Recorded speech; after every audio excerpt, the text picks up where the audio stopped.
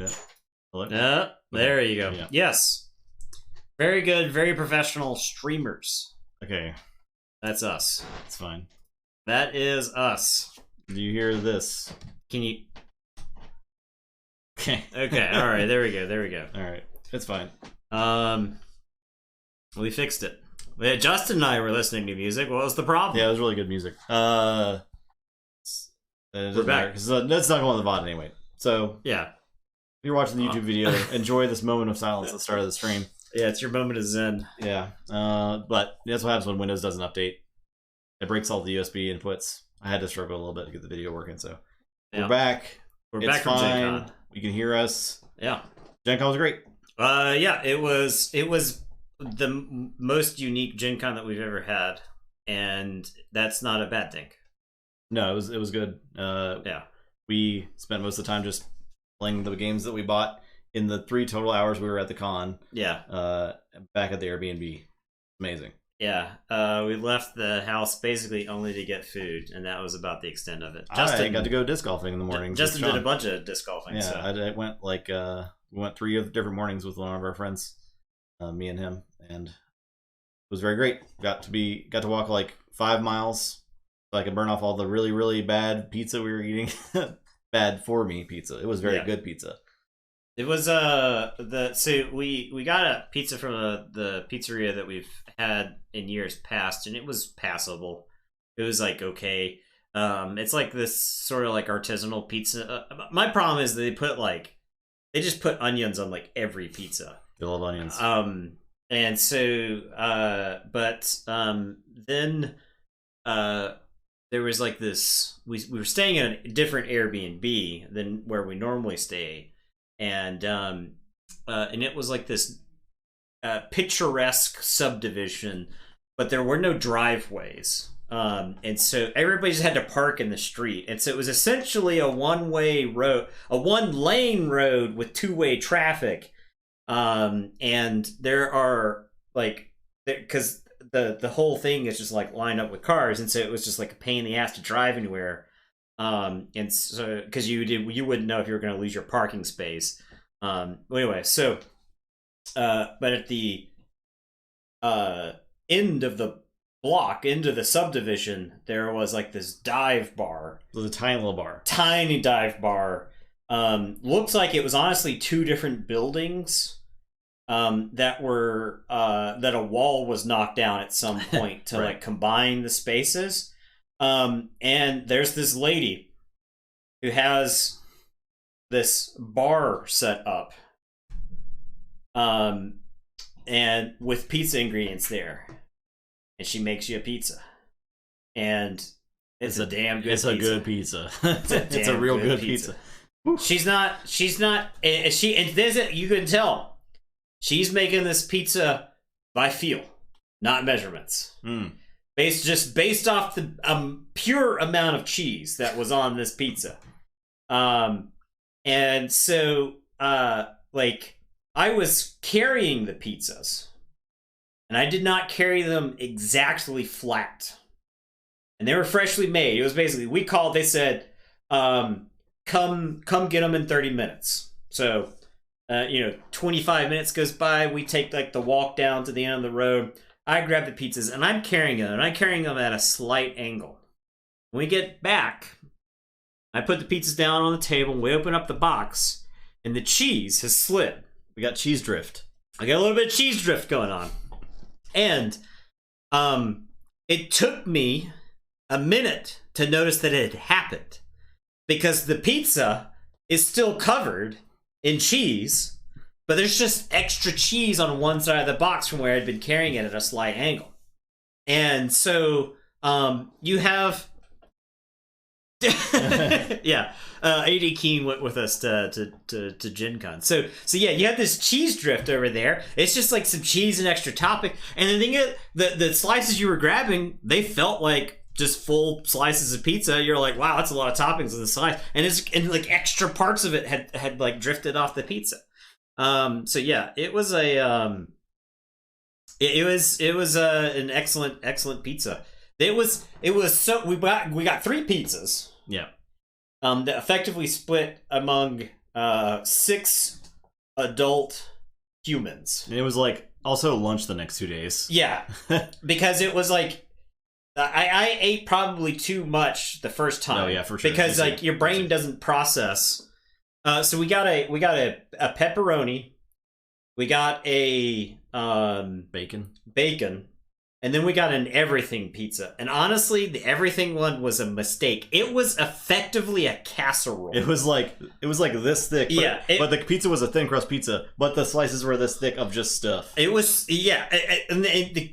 like casserole is a fair assessment. It was like a lasagna. It was just like it lasted the longest because you would have one tiny square of it like this. Yeah, and it was lunch. Like and it would be like 800 calories for like a tiny square slice or whatever. It's like a pizza topping lasagna.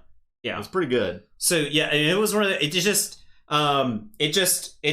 that pizza just stayed. We worked through it, right? So yeah, that would honestly, if we went back, I think I would order that the first Wednesday night. Oh yeah. And because that you just. You don't have to worry about like one meal or like some people didn't want to eat lunch at different times of the day, so they grabbed a slice of pizza. That is something we have a question about, because it does seem like the square cut for pizza is a method of insanity. Now it may just because I'm used to like hand tossed pizza, where you end up cutting it into like the traditional pizza slices, and I've experienced square pizza. Because a local chain here, Jets, it may be national, I don't know, but square pizza ends up like a rectangular pizza where it's cut like in that the middle, makes sense because it's like deep dish because yeah. you got some crust to grab onto. But like this is a round pizza where it's like cut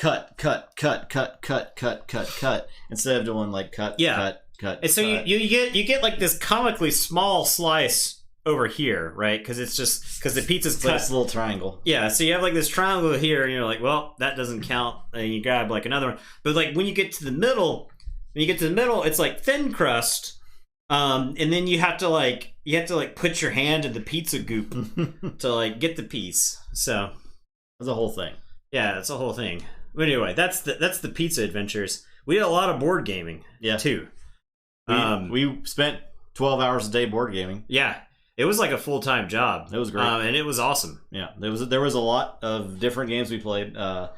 We usually will spend like the most time playing one game on the last day of Gen Con because we're usually doing things the first few days. We've got Keyforge tournaments, we're going around the dealer hall or meeting people. We didn't do that this year, obviously, because we wanted to spend... Being at the con was just like mildly stressful at all times, just being around that many people. I finally... Somebody put it in perspective for me. Okay, so because I was like, there were 90%, according to self-reports. So this is something that could be, it's not scientific, but according to self-reported survey that was done, 90% of the attendees were vaccinated. Right. Everybody on the floor had to wear a mask, and they were enforcing that. They were definitely very, very strict about that. Wearing it correctly. Everyone knows. Okay. So now that we will give Gen Con that. Okay. Now, if you've been to Gen Con and you've walked down the exhibition hall aisles, those aisles were not bigger than they were in previous years.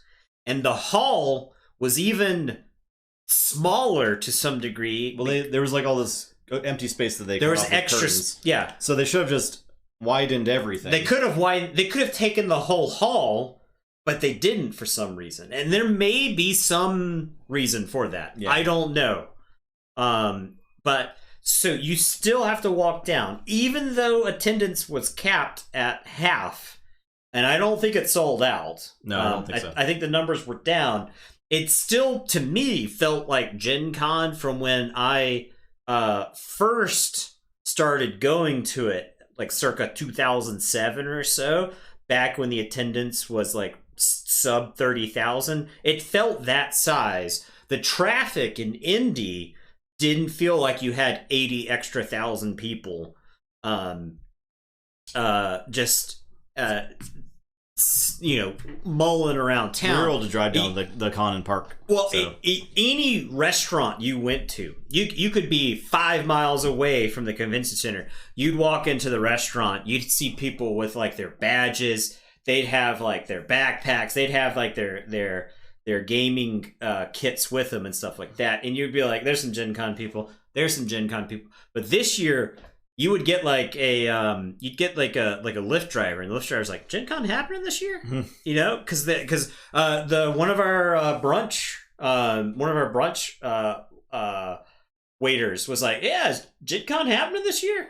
He was just like, he was like, "Is it? It doesn't feel like it's going on," So that was kind of like a Twilight Zone-esque moment because it did feel weird. Just being there and not like completely surrounded by people. But back to the point about like the mask and stuff like that. We're back. You're welcome. So the effectively, anytime you walk into somebody right now, you're rolling a die, and there's some percentage chance that they have COVID. And so if they do have COVID, there's a percentage chance that, in a way that they could transmit it to you, even with masks, even vaccinated. You can, if you're vaccinated, you can transmit COVID just like, it's just, it's probably even more likely that you're transmitting it because you could be affected by it and experiencing zero symptoms.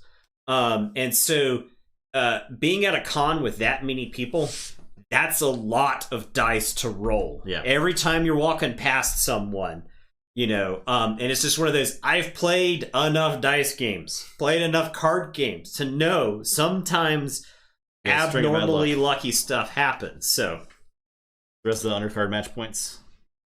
That's another thing. Is that we lost the belt. The Stormstrong. Oh yeah. We're getting there. Yeah. We're getting to it. We got no more belt. We got the belt. It's not in TTR possession.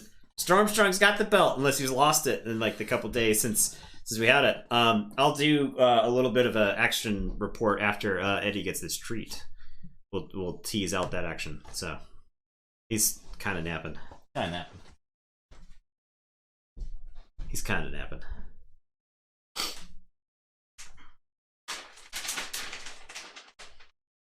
He's not going to get up for this thing, is he?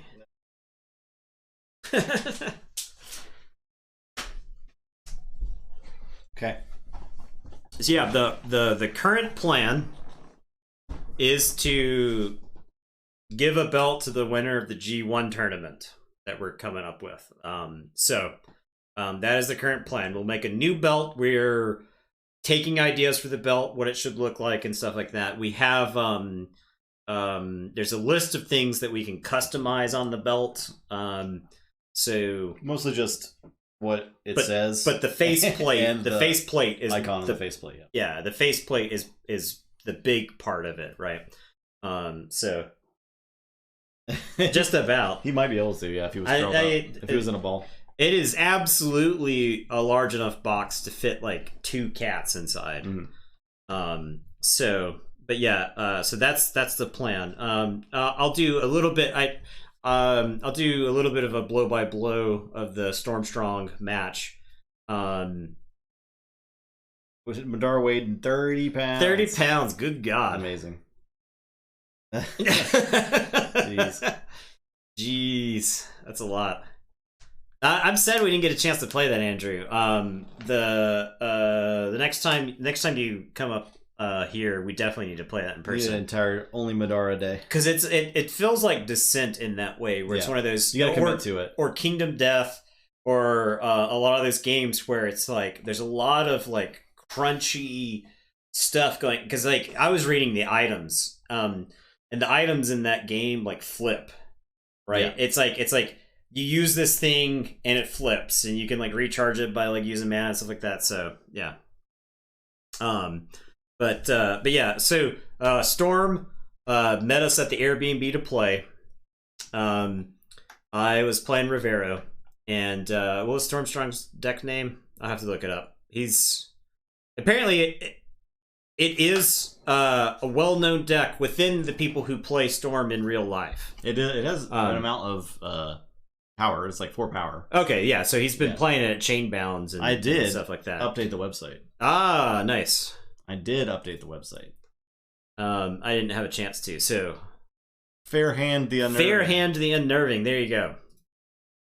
And it's a current tabletop royale champion right there. Yeah.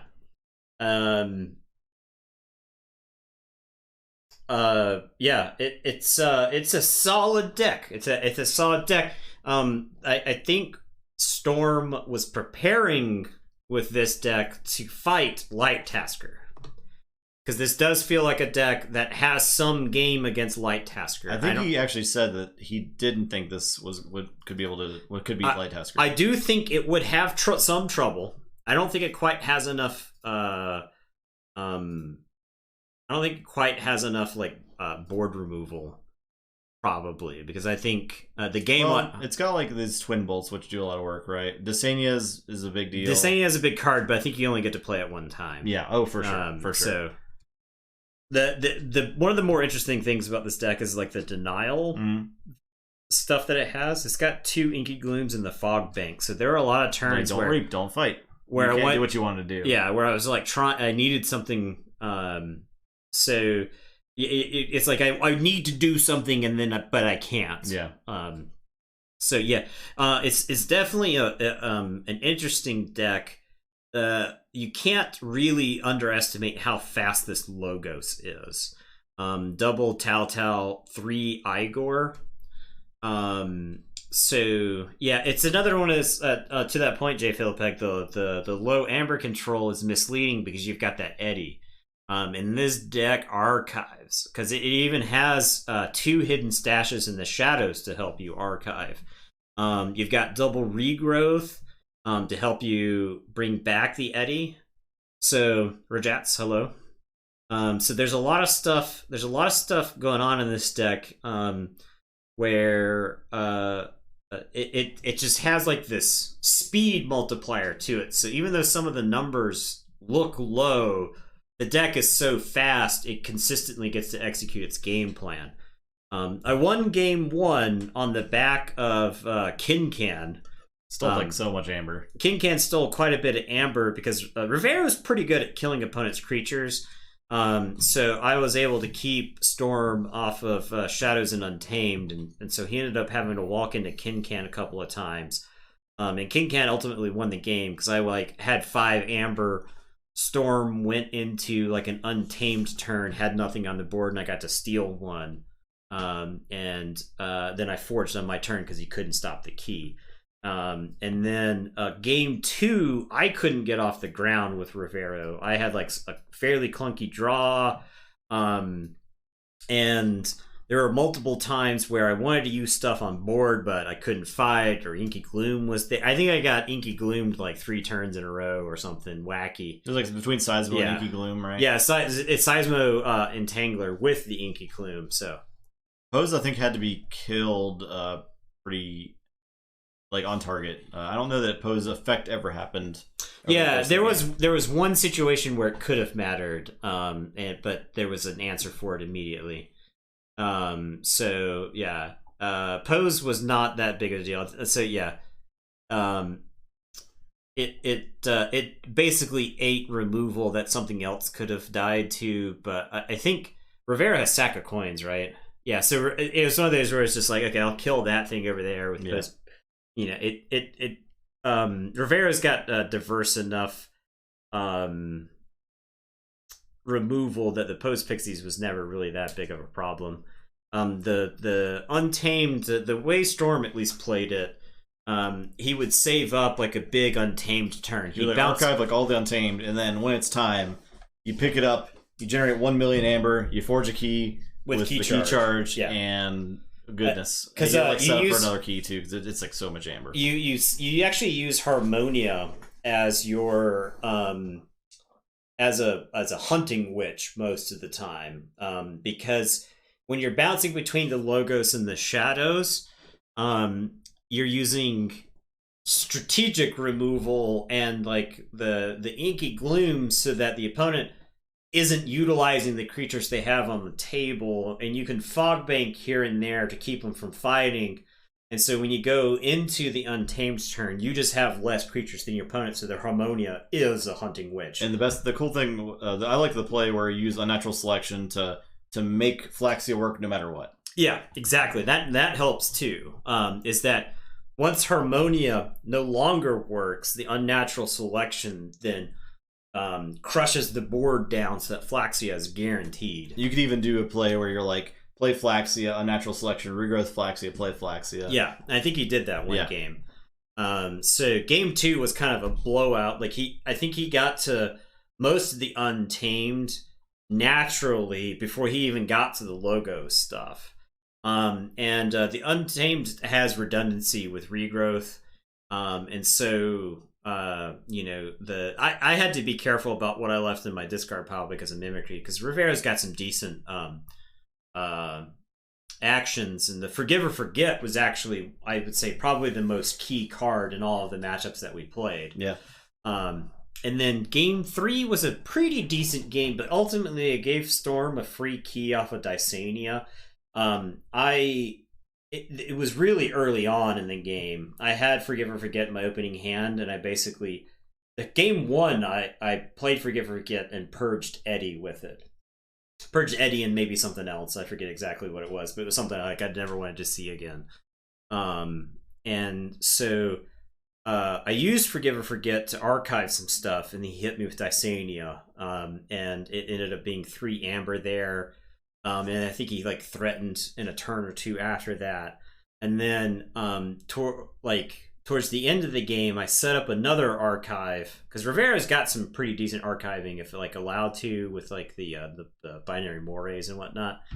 And I set up like another decent archive, and he had just reshuffled through his deck, and then he calls Logos, and I was like, shit, he's got the Dysania. And then he plays like 2 Igors. It was like Igor Vapors. Yeah, I was like Igor Vapors. Well, you're gonna get to it. Yeah, because it was like, I was like, if he's got any amount of Logos, he probably has the Dysania. So as soon as he called it, I was like, shit. Because I felt like I had a really small window when he reshuffled to put some stuff in the archives. And so he got another 3 amber off of that, and that's basically a key at that point. And so I couldn't come back from that one. The third game was, the first game was the closest game, and that was the game I won.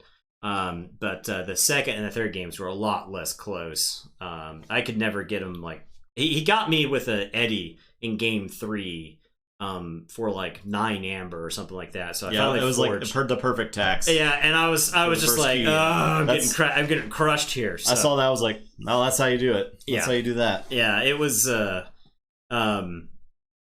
was like, if I can forge this key for 6, I'm in good shape. And then he played all the Eddies. I forged for 9, and I was like, I am in trouble. Yeah, I'm gonna have to like pull some shit to try to win this game.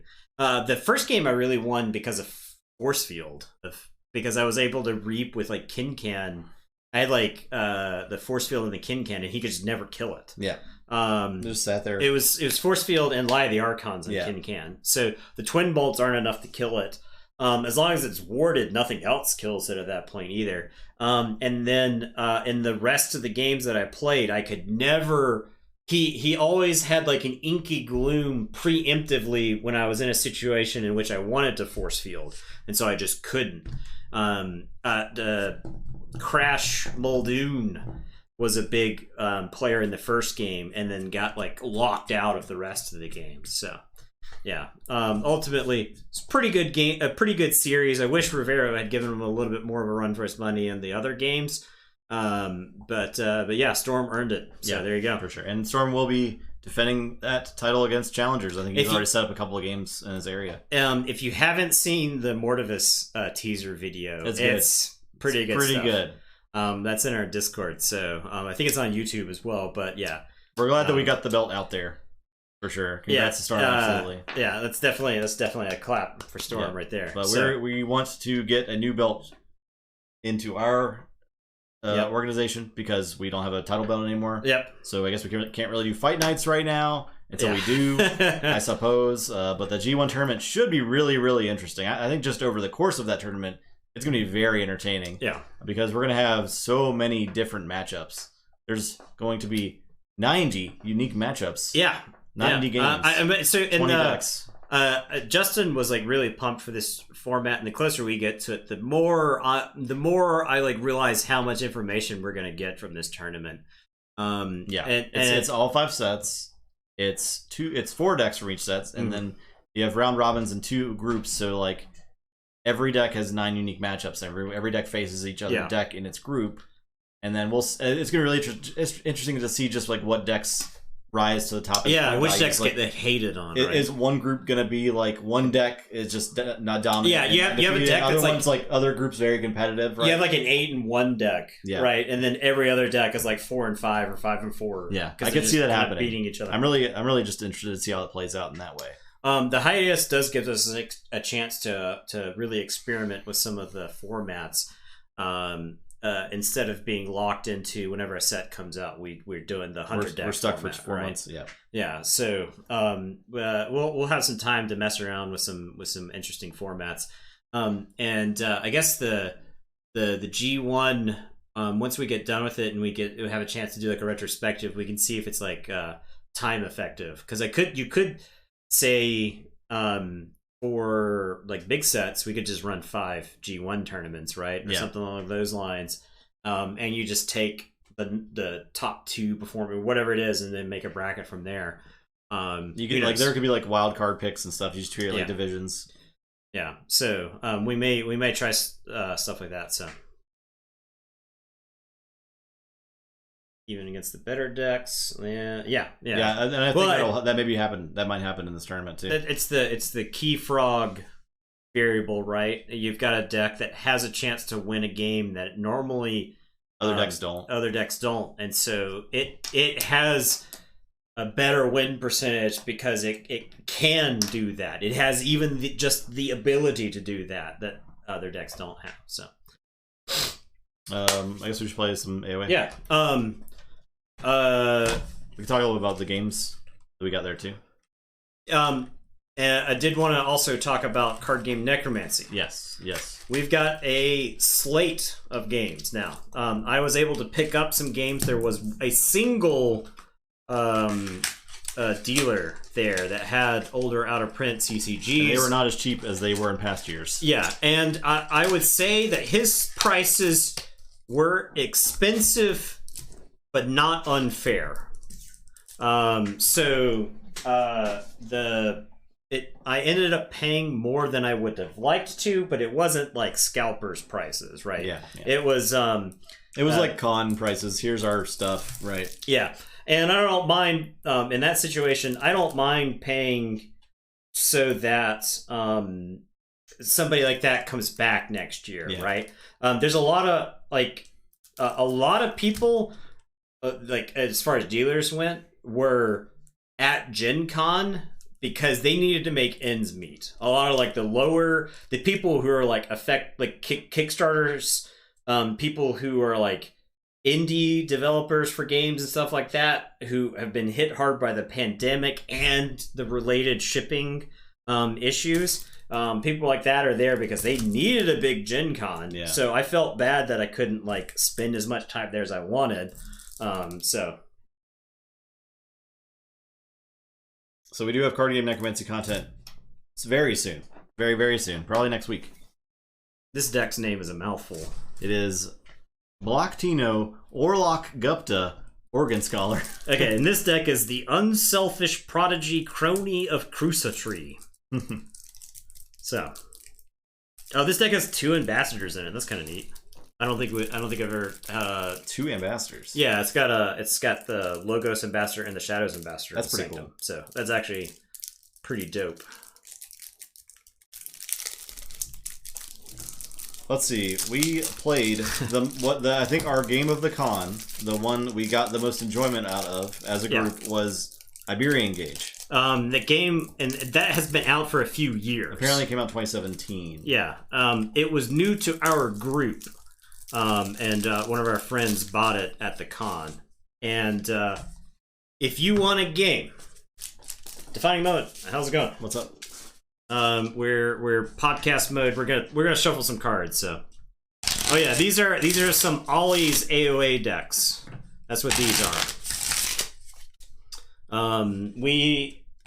We're not even close. Not even. I took a box of AoA with me to play, and a buddy of mine and I played through the whole box that we were there. So yeah, we're not even close to done with AoA decks. We'll be playing these for quite some time. So, you want to bet on this game? Okay, fine. I'll put a bet up. It's definitely a nice thing to have around, just if we want to mess around and talk and not really focus on games too much, right? Because like the outcome of this game doesn't really matter. Yeah. Just playing around.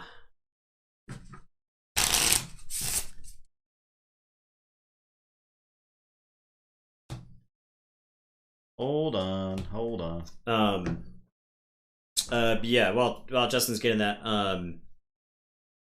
the Iberian Gauge was our favorite game. A close second was Wild Space. We also played Unfathomable. The Battlestar Galactica reskin. Yep, it was really good. It's good. I like the balance changes. Yeah, I want to play it again. We only got a chance to play it one time, unfortunately. Yeah, I like the balance changes, honestly. Making it so if anybody in here has played the old Battlestar Galactica game, the one of the major balance changes is one of the major balance changes is that the jumping, like in Battlestar Galactica, is no longer tied to getting rid of all of the minions, right? So if you're advancing towards your objective, it doesn't automatically get rid of all of the extra cronies that are around. So you might move your location, but you still are being attacked by a bunch of sea monsters. Yeah, there's a separate thing you have to do to get rid of all of the monsters. So because the way Battlestar Galactica was, it was like, well, we're in trouble, we'll just jump. But in this one, it's like, we're in trouble, we need to actually it's called like the ritual track. So you do a ritual and you banish the deep ones from it. And balance-wise, it also kills every passengers and humans. If you're like on the deck when the ritual goes off, it just blows you into the ocean. Awesome. So it's there's a lot of interesting balance in it. It's like just having like Dagon like throwing deep ones onto the boat. And Mother Hydra just like punching the boat as you're trying to like sail is a lot of fun. So, yeah. All right, who's going first? I did. I am. Yeah. So we played at 5 players. I think it's 3. 6, right? We played 6. Yeah, it's 3 to 6, right? I will play Mac the Knife. Go ahead. I'll play Beam Buckler and do 2 damage to the Mac, Proliferator, and Stormcrawler. And yeah, Iberian Gauge was super fun. Yeah, we can't say enough how just like well balanced that game is for what it is. Yeah, so you will never find a better example of what is wrong with the systems that exist around us in the world than playing Iberian Gauge. Okay, and I think it felt fine at 6. I don't remember having issues with player count 6, thinking it would have been better at 5. So, Iberian Gauge. Yeah. So what you're doing in Iberian Gauge is you're making trains in Spain and Portugal, and so the game has nothing to do with trains. So what happens is there's like a round of bidding, and you can pay to start a company, pay to start a train company. You invest in a train company that starts. You set the stock price for that company, and other players can buy into it. And so what the interesting thing happens is that players will be owners of multiple companies at the same time, and so those players, everybody that has a stock in the company, gets to make decisions for the company. And so people will start making decisions to try to sabotage, set up so that you can funnel money out of this company into their own pet companies. Yeah, or they embezzle money through the other brands. Yeah, and it's a wild game. You really have to like play it to fully get it. If you were to like sit down, if you'd never played the game before and you sat down with like 4 people that play Iberian Gauge, you get completely destroyed. What was the thing? There's like the David Lynch is talking, and it's like an episode of Louis, and he's talking to Louis, and he's like, if somebody tells you something, if somebody starts a sentence by saying, "Hey, keep this between you and me," that's a lie. And that's what like Iberian Gauge feels like, where it's like, hey, between you and me, let's do this thing. And it's because they need you to do something specific so that they can benefit from it way more than you will. I'll play Doorstep. I'm going to play Logos Ambassador, and I'm going to play Shadows Ambassador. And then Mac the Knife will just reap. Much as oh no, he'll get stunned. I'll shoot the Proliferator for one. Okay, I'll say yes. I'll Poltergeist the Hadros Wall. No. I'll play Dust Imp and a Yerk and discard Resolve. Here. I just like, what if I just draw all of my Sanctum? Okay.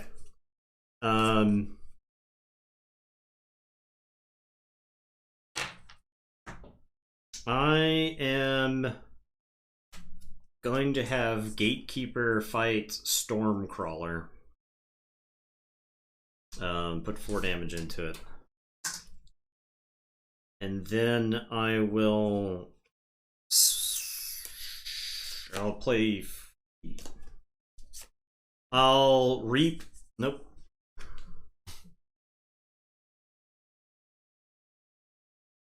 I'll reap with the Logos Ambassador. He's going to get stunned because of the Stormcrawler. I was trying to see if there's like a way for me to play around it.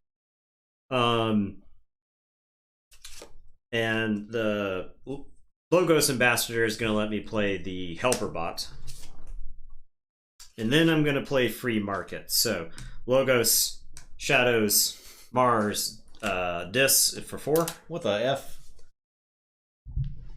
My draw, I don't think that this deck is crazy. I think my draw is insane. Need one more? Yeah. Sorry, one more. But it's especially good with 2 ambassadors, right? Yeah. You just... Okay. Helperbot's going to play the Redlock. I am going to smite the Gatekeeper into the Beam Buckler. So he will take 4.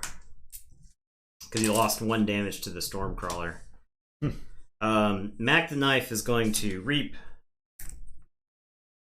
I am going to play Chael the Safeguard here. And then I will play Mother Northel, and then I will reap.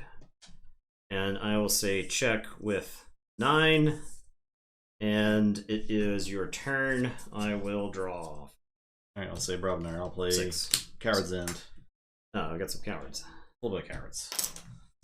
2 for my Dust Imp. And I'll play Lull and Calphine. Yeah. I will Forge. Yeah, I really liked Wild Space. I think Cascadia was probably my number 2 to Iberian Gauge. I like Cascadia a lot. We'll probably be playing both Cascadia and Wild Space on stream shortly, the next week or 2 probably, because I think those would be really good stream games, especially Cascadia and Wild Space, because we'll be able to get like 2 or 3 games in and like really talk about them a lot. Yeah, and dive into it, because and it'll be interesting to play those at 2 players. Yeah, the different experience. So we had 6 regular players, and then one of the people that would was sharing the Airbnb with us was in and out, right? So we had like an awkward number for games, because 6-player games took forever. But then we would find ourselves in situations where not everybody could play a game, so we were having to like take turns, sit out, and stuff like that. And then occasionally we'd have 2 games going at the same time. With Cascadia, I think, was 4. Yeah. I think we played it with 3 players a couple. At least the first time I played was 3 players. Yeah. I played with 3 players, and 3 and 4 didn't feel that different. No, not at all. I don't really even think 2 players will feel that much different, except for you're like seeing the same tiles a lot. Yeah. So, all right, I will reap with Mac the Knife. Wild Space is good because it was 5 players, which was the magic number. Yeah. For us, and I think it'll play much different with 2 people. I am going to play Dusk Chronicles. I will archive a card, and then I will play Perplexing Sophistry. Like a discard card. So yeah, you discard a card at random, and I draw a card. Wonderful. Good evening, Zoke. Zoke, how's it going? We also played Everdell, which that's just a game that's been on my list for a long, long time. Yeah, and I would compare it to Ruins of Arnak. They have shared DNA. Yeah, yep. They're not the same game. I prefer Ruins of Arnak for its elegance, but there is a lot of shit going on in Everdell, and there's a ton of expansions for it. Yeah. Now, if you're someone who... I feel like I want to play the base game a lot more before I even look at expansions and everything else. So if you're we'll play to a stream of that. That would be a good like one stream because I think we'll get through a game. Yeah. In a stream of if you're like a Redwall fan or whatever, if you like that style of like anthropomorphic creatures, the art is great. Yeah, the art is awesome and stuff like that. There's a lot of really cool stuff going on, and it honestly feels like complex CCG design wrapped up in a board game. Draw. And read. Your turn. Forge. Yes. Spire Crest first. Okay, that's good to know. I saw there were many, and I didn't know like which one of these would I get first. I was thinking about while we were there buying one that increases the player count. My draw was insane. Because we only played with 4 people the first time we played it, and we weren't going to play it again because we needed like a 5-player game. So that was somewhat upsetting. So we only got to play it once. I'll say this. I'll play Eater of the Dead and Binding Irons. Loves Everdell. It's okay, but I prefer games heavier on the miniatures. So fair enough. Yeah. I was lamenting that I thought about bringing Dwellings of Eldervale to the con, but the box is too dang big to bring. Yeah. I wish I would have, because that would have been a really solid game to have 5 players. I am going to say Logos. I'm going to play Wild Wormhole. Because I think I would compare Everdell to Dwellings. Okay. That's actually insane. I'll play his other professor so I can. Okay. I'll play Crazy Killing Machine. I'll play Hexpion and Titan Mechanic. And it's your turn. I'll drop Chain and draw 4. I'll say Robnar. I'll fight Sutterkin. I'll pound Sutterkin. I'll play Foozle. Yeah, the deck name has is trashing me. Completely trashing. It does seem like there's a lot of replay value, and it probably gets really good if you play it with a lot of same people over and over again. Okay, I am going to say Logos. I am going to reap with Hexpion. I will standardize testing.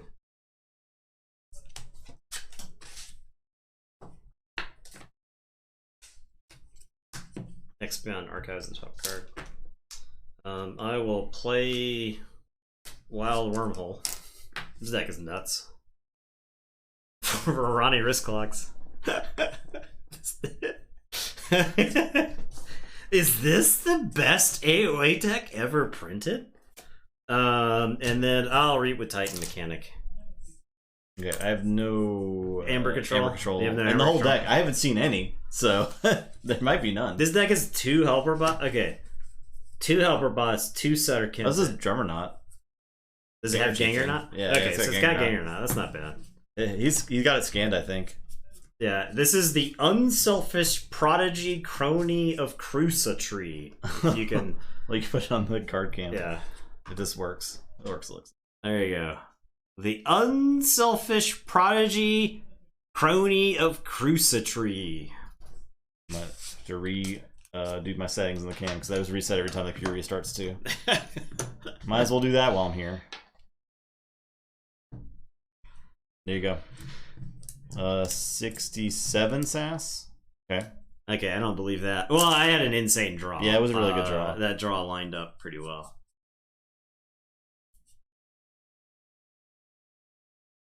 25 SAS logos, 23 shadows. Interesting. I don't think the Sanctum's awful. You have both Gatekeeper, Gormavom. Well, you got Gatekeeper and you've got Doorstep. The Hadros wall, I mean, you blew up the Hadros wall immediately. Yeah, it was going to get nuts. But, like, yeah, I don't think you could have beaten me in a straight-up fight without it. Free markets was a lot. Because you can help or bot free markets, right? Like, you've got Shadows Ambassador. You're hoarding all the amber. Logos. Yeah, it was because it generated a lot of it. Counts as a Izumi's deck. Yeah. Yeah, this deck was sweet. The Shadows is crazy too. Yeah, both ambassadors. Yeah. Like that was like what caught my eye. I was like, oh, neat, two ambassadors, right? I was like, oh, that's cool. I didn't even register what was in the logos or the Shadows. Eye of Judgment. Yeah. I think this is the first like double ambassador deck that we've ever had. Yeah, so. I think so too. All right, more.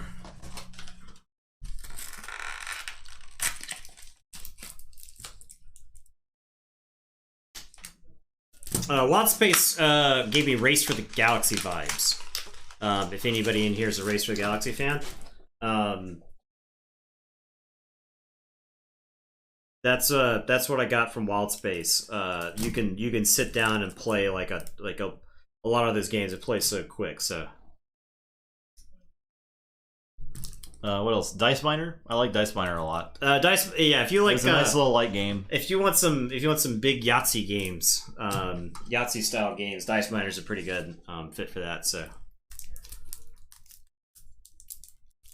Oh, and the loop. You didn't get to play the loop, but very good, very solid. Yeah. I didn't know it was a deck builder also. And the way the deck building mechanics worked in that game were very interesting. Okay, and it's actually something that I've never seen any other deck builder do, where. Your deck is 6 cards. You draw 3 cards. They're face up. Your hand is face up, and you exhaust a card to use its effect. And all the cards have symbols in the top left corner of them. And you can do a loop, which you're all time agents trying to stop Dr. Foe from destroying time. He's an evil time scientist. So you're going through all the eras of time, and you do a loop by spending an energy in your space, and you ready all of the cards in your hand with whatever symbol you choose of the 3 symbols that exist. So, like, if you have a bunch of cards that have the same symbol on them, you can ready all of them, use them again, and then it costs like 1 extra the next time you do the loop, and so on. So you can loop as many times as you want, as long as you can pay for it. But it was a really interesting mechanic because you're going around like different time periods and collecting artifacts, like the Excalibur from medieval times. You go to like the end of time and you get some crazy stuff. It had like the. It had like the Fireball Island physical presence, right? Because you're like dropping. There's like a tower in the middle, and like Dr. Foe goes to a different time period and drops these like rifts in all of them. So you put the cubes in the top of the tower and you drop them, and they bounce over to whatever time space they go to. That part looked interesting to me, and that there was like a physical footprint. We should absolutely do a stream of the loop because I think it would be really fun. And I think that'd be a good because it's cooperative, it's right? Cooperative, fully cooperative. Yeah. Oh yeah, for sure. Basically, every game we played had something going for it this year. Yeah, it wasn't in Gencon's past. It was. I mean, it's possible that it's because it's effectively 2 Gencons in one, right? Yeah. Like, so it's possible that just like the best games, there was a filter that happened. Well, the thing is, I got mostly new games, like the Loop and Wild Space. Yeah, were both new. Cascadia is new. It's not out until October. Yeah, and our buddy was like going back and picking up some older games that he wanted, and we had a blast with those. Mm-hmm. So, Everdell, of course, was not new. Iberian Gauge was not new. Yeah. Another on the topic of Iberian Gauge one last time. The Iberian Gauge was so clean. Iberian Gauge was a single page of rules, front and back, and we were off and running. I don't think we've ever played a game that has had as complex a strategy as Iberian Gauge, as fast as we were. And it was like multiple playthroughs later, we were all like unleashing new crazy strategies, right? But I don't know. Don't worry about it. Don't worry about it. It's fine. I'm worried. Storm, hello. Everybody clap Storm. Everybody clap for Storm. Please clap. Please clap. Please. Clap for Storm. Please clap. Yes, excellent. Your new tabletop royale champion. So, there you go. Yeah, there we go. Look at that. The hard-fought victory. High pressure situation. Yeah. Overcome. Walked away with the belt. Time and pressure makes diamonds.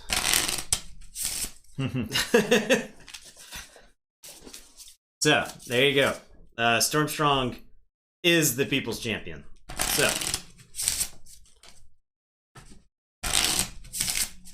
Alright, I'll stop shuffling soon. This deck has some powerful cards, but I don't know if it has the I was so nervous. You definitely appeared very nervous in the first game, and then I think you like eased up in the second game. And I think when you won the second game, it was like the nerves were completely gone. So 7. Okay.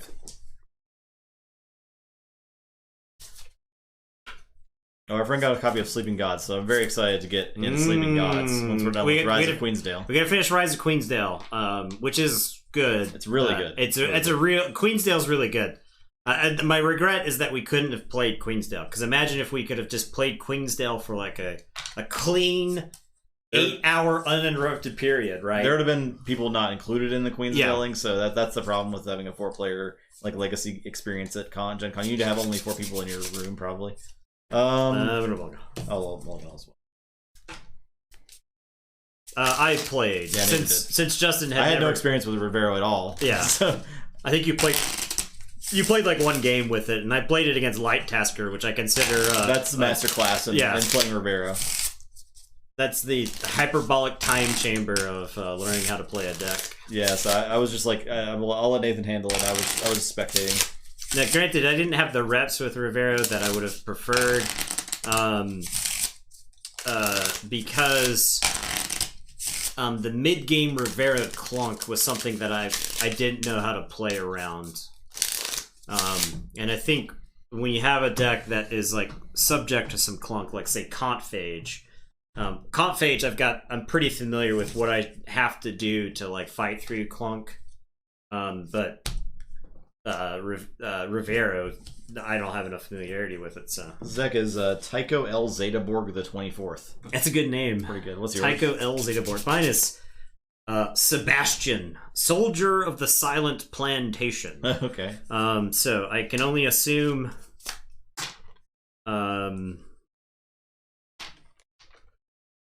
Yeah, I can only assume he's flying the old stars and bars, if he's the soldier of the silent plantation. So we're rooting for him to lose. Psycho. All right.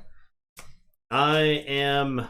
Yeah, it's a good alliteration name. So according to Sass, this deck's better than the last one you played. So we'll see. This one is better. This was 68. Sass. The other one was 67. Yeah. Sass doesn't know what the hell's going on in AoA. I am gonna say Shadows. Here's a Scally Caper. Okay. I'm gonna play Merkins. I'm gonna play the top card. Hey, Drosswall. Hey, Drosswall. Hey, Drosswall. Alright, your turn. I will draw. Alright, I'll say Sanctum. The Gormbomb, a Bond, a Bade. Actually, I'll do that. I'm done. I will destroy his Dominator. I am going to say Sanctum myself. I'm going to Blinding Light for Sanctum. And then I'm going to play Barrister Joya. And it's your turn. I will draw 2. I'll say Mars. I'll play this Beam Buckler. I can't kill my Scally Caper Because it says enemy? because of a bomb. Oh. So I'll shoot Merkins. Okay. He's got 2 on him. Play Elix, play Resonator. I guess I'll fight Merkins with Scally Caper. Okay. He's dead. I'll go ahead and actually no, I'll just Gorm the Hadros Wall so it dies, and I'll Reap with Scally Caper. Okay. You have to fight Joya. I'll fight Joya. Yeah, that's fine. Your turn. Spawn explodes. I am going to say Brobnar. I'm going to put Blood of the Titans on Barrister Joya. I am going to play Call of the Quiet. I'm going to discard a Coward's End. And then I'm going to Lava Ball the Resonator. So 4 to him and then 2 splash. And it is your turn. I will draw 4. Say Shadows. I'll lights out those 2 creatures. Oh no. My Joya lock. Play Special Delivery. I gave you back the Hadros, right? Yeah. I'll have put a Bone Rot Venom on one of those. Okay. You can put Bone Rot Venom on Scally Caper. I'll play Furtive Investors. I'll play Snake Lifter. I'll Reap with Scally Caper. He explodes. Bone Rot Venom goes away. Your turn. What's up, KMB? I will say Shadows, and I will Swindle. Imagine thinking this is a bad card. I don't know. In AoA. Okay, I'll say Shadows. I'll play Skeleton Key, Knuckles Bolton, and Reap. I will say Shadows. I'm going to play Furtive Investors. I'm going to play my Knuckles Bolton, and I will play SoundCloud Rapper Little Diff. And it's your turn. I'll draw 2. Say Sanct. Play Abade. Hey.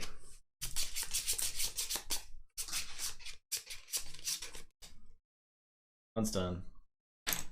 Play Equalize.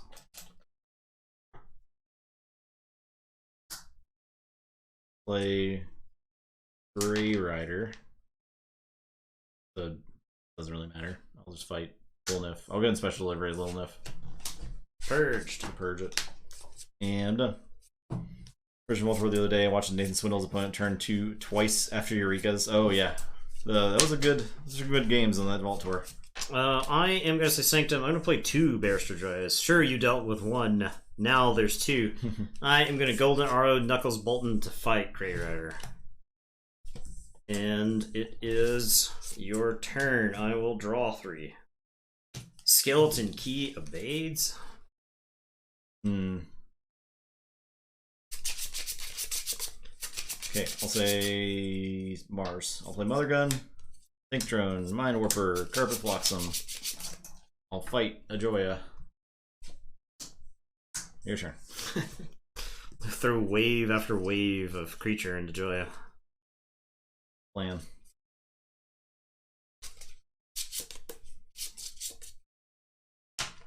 Alright, I am going to say Shadows. I'm going to play Miasma. I will play Gamgee. Knuckles. I'll fight the Vizima Think Drone, I guess. I wish I could kill that Mind Warper. I don't have a good way to. And then I'm going to play another Little Nif. I'll say... yeah, it's your turn. I'll draw 3. Sanctum. A Mighty Lance, Joya, and... get a Little Nif here. Sass doesn't count Joya as Amber Control. Interesting. Yeah, I'll get Joya and Little Nif.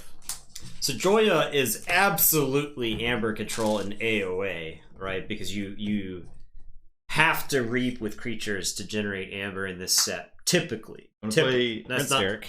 Not always the case. Oh my god. Get 3. I will...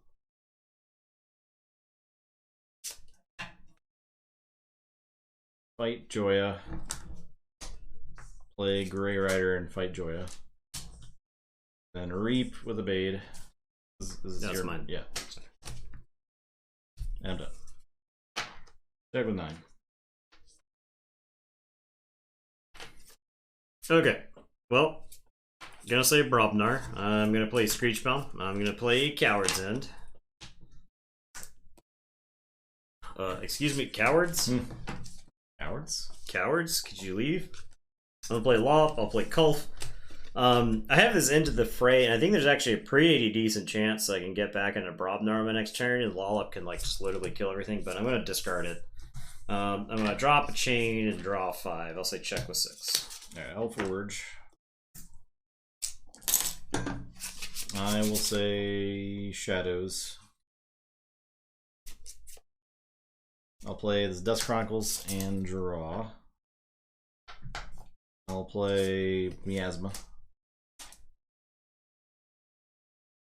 Play Perplexing Sophistry. We're equal, so I'm done. Okay, I am going to say Brobnar. I'm going to Screech Bomb you. Screech Bomb. I will Reap twice. Is that, no, never mind. That's on me. Yeah. Also, I said Brobnar. I'll play Groggins. It's also not a legacy. That's what you're asking. I am going to discard Coward's End. And it is your turn. I'll drop a chain and draw 2. Say check with 8. Say Mars. I'm gonna play. Use this Mother Gun. And shoot Groggins for 8. Or for 4. Yep. I'm gonna play Mindworm. I'm gonna give Mindworm Brainstem Antenna. I will play a Ixlix Stim Rager and ready the Mindworm. It becomes House Mars. I'm gonna fight Kulf the Quiet. Okay, so Kulf does 6 to his neighbors, and he's elusive. And I'll play Mother Gun. Okay. Your turn. I will forge.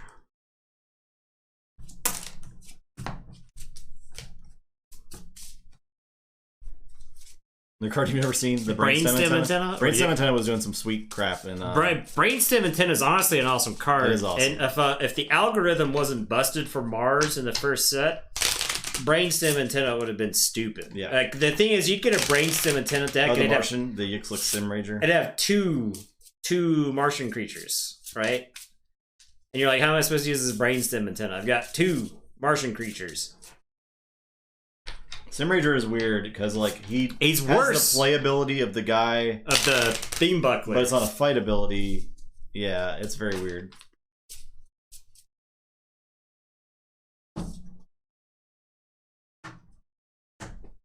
All right. Okay. I am going to say Saint Sanctum here. Saint Shadows. I'll say Sanctum. I am going to play Baltrum and then play Grey Rider, and I'll have Lollop fight the Stim Rager. And it is your turn. I will drop a chain and draw 2. Oh snap! All right, I'll say Sanctum. Play Hadroth's Wall. I'm gonna Golden Aura the Mindworm. Mindworm's fighting that Lollop. Bang! I'll play Board and the Redeemed and Abade. He blows the Blind Beltram too, right? And dies, right? What are you talking about? He fights Lollop? Oh yeah, he fought the Grey Rider. But the Lollop dead, right? Oh yeah, yeah. He did. Got the 1 damage. Oh, he's 3 power now, so. Your turn. I will say Sanctum again. It's Baltrum's all the way down. This Baltrum's gonna kill your Abade. You could stop playing these. Wait. Hadroth's Wall. Playing into it again. I'll play my own Abade. How about that? Alright.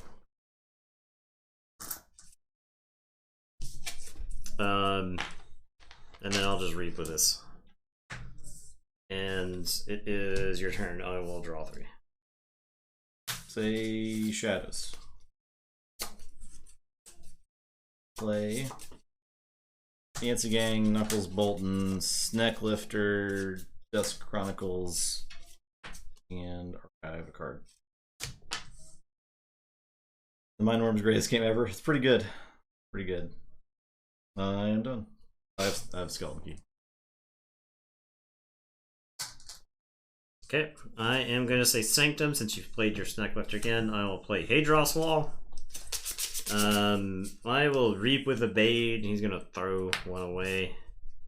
I am going to have Lion Baltrum fight your Yancey gang. And then I'm going to Healing Blast him. Plow! Actually, I could have this Lion Baltrum fight and Healing Blast him because he's 6. This Baltrum is 8, so I can have him kill that Abade. And he will take 5. Hadros Wall. Okay. And it is your turn. I will say check with 6. I will draw 2. I'll say Mars. I will Reap with Mindworm. Play Resonator. Wait, hold on. I will Mother Gun. Oh jeez. Oh jeez. Oh jeez. I'm dropping on the Martians. I'll do 3. And I'll do 3.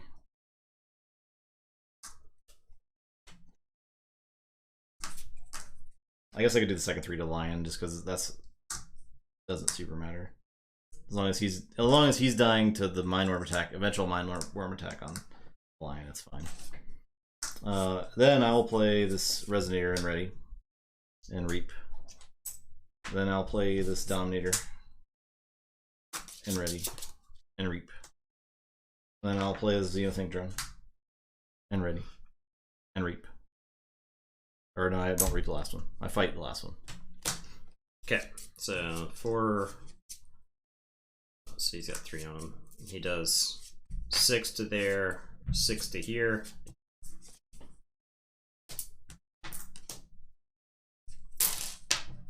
Okay, and I'm done. But he's dead now. Yes.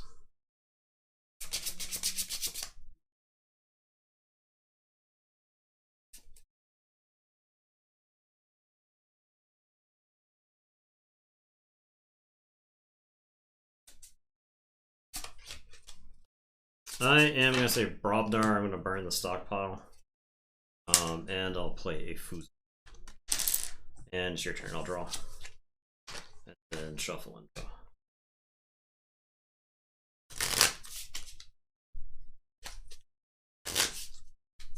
I'll say Sanctum. Pick up the Archive. Prince Derek. Gain 3. Almighty Lance. I'll play Gorm. I'll Reap.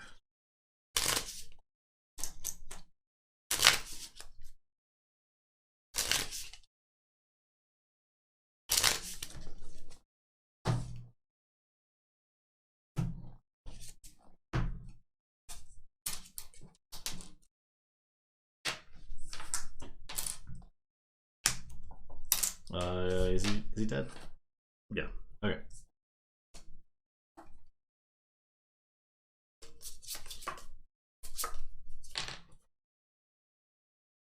Is he dead? He had 3 on him? Right, Baltrum? Yeah. Is it a wall? But he had... No, he had 3 damage on him. Yeah, and I just hit him for 3 more. Yeah, so he's at 6, so he's dead. With the armor? Yes, he's dead. He took damage, you mother gunned him, and then when you attacked the Mindworm into him, he took 1 I thought he just had 3 damage on him, though. Yeah, he's got 3 damage on him. And then he takes 3 damage. And then he's at 6. Yeah, he's got armor on him. Oh, you're right. He's at 5. It's not that hard. Okay. Basic Hadros Wall match is very difficult sometimes. Okay. I am going to say... Sanctum. I was pretty confused. Nathan does not usually mess up that. I'm gonna doorstep to heaven. Okay, great.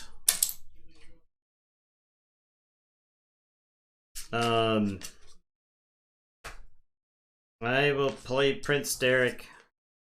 He's a lot less good than yours. I don't play him. Yeah, I'll play him. I will Blinding Light Shadows. And then this line Valtrum.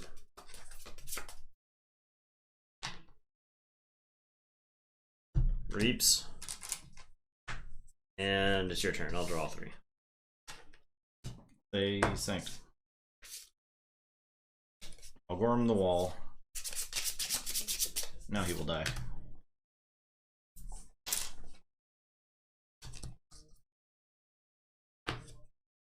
I'll play a bond. Dude, this deck has Reap with Borden.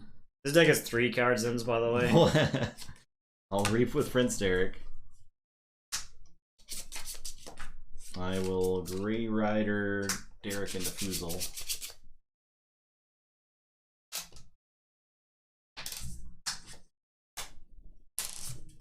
And I'm done.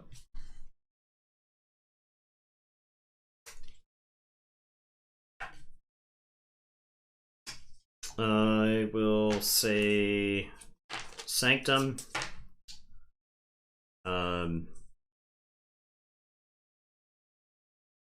Derek will kill a Bade. Sorry, a Bond. I'll play a Bade, capture 3. I'll Grey Rider Prince Derek into your Grey Rider.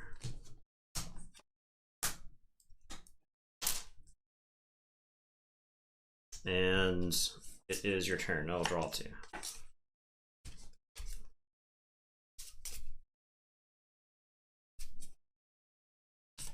I'll say Shadows, I'll unstun. I'll Lights Out lose. I have zero idea how you're going through your... I guess this was the 3 chains I took. I have no idea how I was going through I his guess deck. I've Bone Rot in one of those before. Sure. I was like, I have just stuff on the board, I guess. Maybe, I guess. I will Dusk Chronicles. I'm gonna ban player herp. I should have threatened to ban him. I'll Perplexing Sophistry. A draw.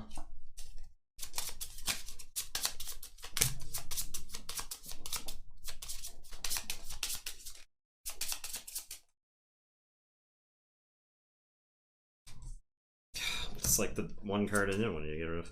Okay. Your turn. Okay, I'll say Shadows. I'm gonna Merkins once you draw up.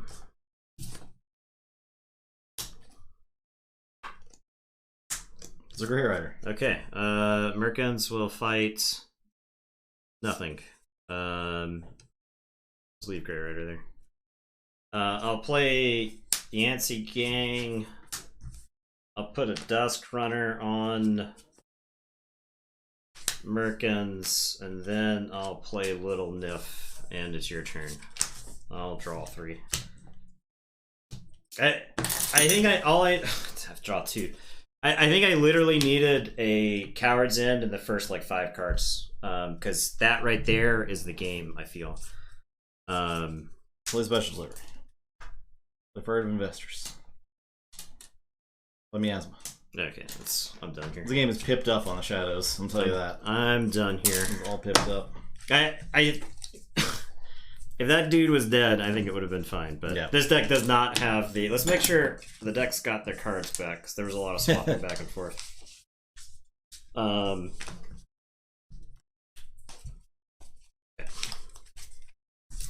This deck just doesn't have the draw power. It's got a lot of, like, powerful... This deck has a lot of powerful cards, like, as you could tell by the fact that I didn't immediately lose the game to Justin generating... A lot of I mean, how many times did I stop the key? Yeah. So. It was like burn stockpile, doorstep to heaven, all kinds of stuff. Yeah. Just the one Prince Derek, but 2 Grey Riders. Yeah. Yeah. I don't know how I'm supposed to win that matchup when you've got the Gorm and Haydroths and Snecklifter, right? Haydroths is already like one side beats up the other side without the wall. We both had the wall, and it was like an even back and forth on the board, and then it was like, I don't know how I'm supposed to keep my Hadros Wolf in play though. Yeah. So. Yeah, that's a good point, Player Herp. You save yourself from being banned by making a good point. Niffle, Amara, Hull Death Knight. This deck is Niffle, in quotation marks, what does not have Untamed. Alright, I'll put a bet up. Did you say Niffle? Amara, Hull Death Knight. I have Sable, Rosenham Wanderer. Rosenham. Hull Death Knight.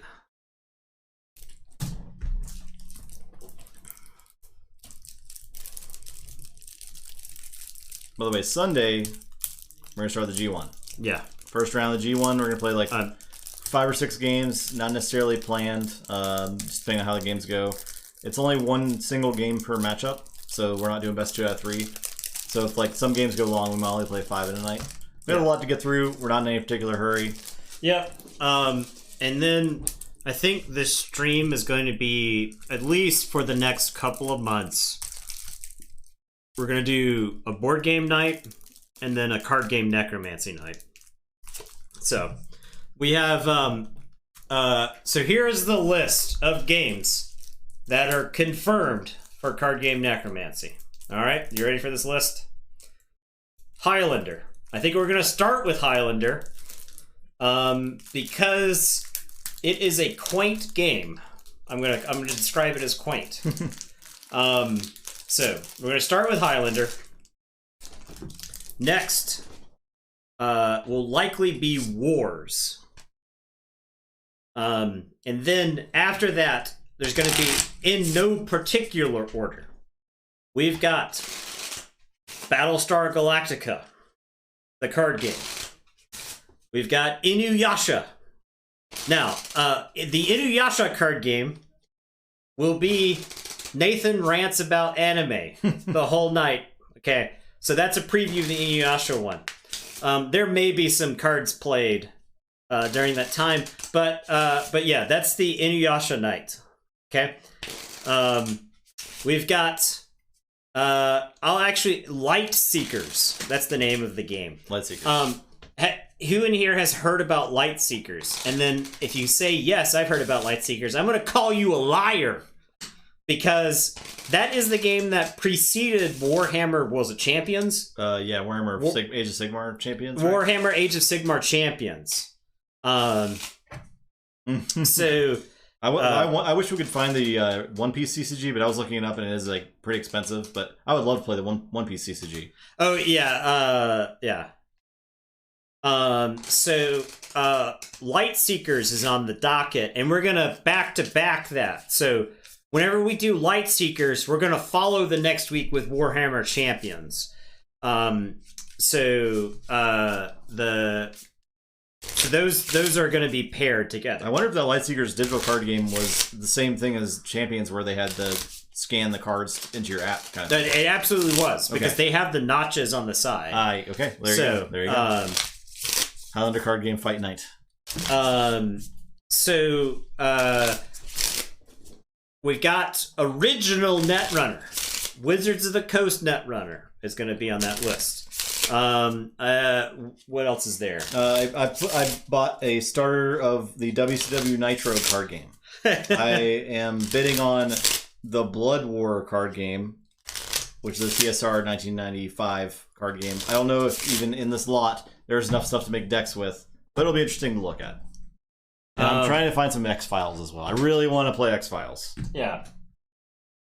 So I felt like it's just WCW Nitro. It has Buff Bagwell on the front. That's all I know about it. I feel like there was one more game that I picked up while I was at Gen Con that I was ready to play. So, but Card Game Necromancy is looking to be at least 10 games long this season. And when we are more or less burned out of it, that's when we'll stop doing Card Game Necromancy and we'll figure out something else to do. So, you're first. I guess I'll keep. Yeah. Well, I think this deck is how you say, not so good. This is not so good. I am gonna say Untamed. I'm gonna play Nepenthe Seed. I'm gonna play Darna, and I'm gonna play Marmo Swarm. Alright, I'm gonna play Logo. So Helverbot, Streak, play Titan Mechanic, play Cutthroat.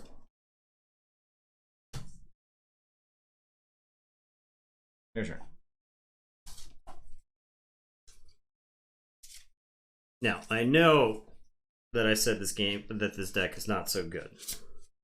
Nathan went first.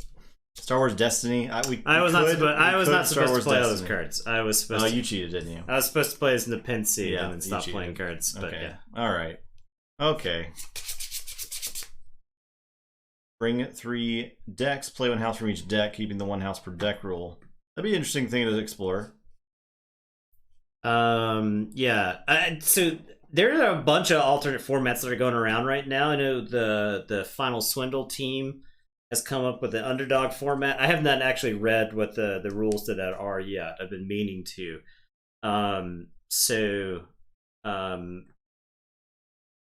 Yeah, it is interesting to like. I don't know. I feel like if you take 1 house from each, I mean, I would take. You'd have a degenerate deck. That would be. It would get degenerate real I would quick. take the Mars from Confage, combine it with like the Logos from something else. So. Message Alpha Investments. I don't know. That does sound like a long shot. No. Yeah, screw Rudy. Yeah. Yeah. Like undo your cheating or. Am I? I don't know. I'm just gonna give you a free turn. Am I?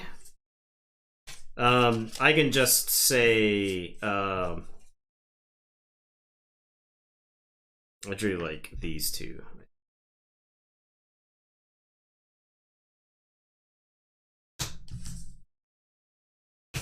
I think I would have played the Nepenthe Seed first. Okay. That's fine.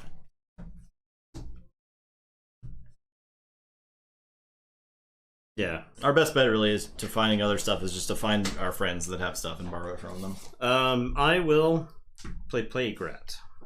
Okay. And then I am going to Throwing Stars. There, and there. And then I think I just let that sit. And I'll draw 2. And it's your turn. Say Sanctum. I will Healing Blast my Titan Guardian, Titan Mechanic. I will Seraphic Armor. Fully heal Titan Mechanic. Take hostages. Sure. I am going to say Untamed. I'm going to play Glimmer, and I'm going to pull back the Plague Rat. And then I am going to play Marmo Swarm and Darna. And it is your turn. I will draw 2. I'll say I'll play Yerk and discard Lion Baltrum. I will. Oh no, I won't. That.